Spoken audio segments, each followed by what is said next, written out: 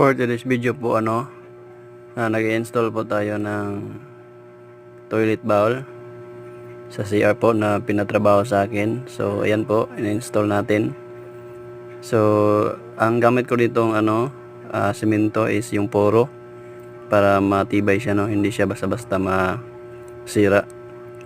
Tapos yung flooring niya rough lang yan kasi ang sabi na may-ari tatiles nila. So ayan, pinatong ko siya ng porong semento. 1 inch lang yung yung haba para pag install ng tiles, sakto lang siya sa inidoro. So yan lang po. Maraming salamat po sa panonood. Please subscribe po ng aking channel, Joseph Taylor Official. Thank you. God bless.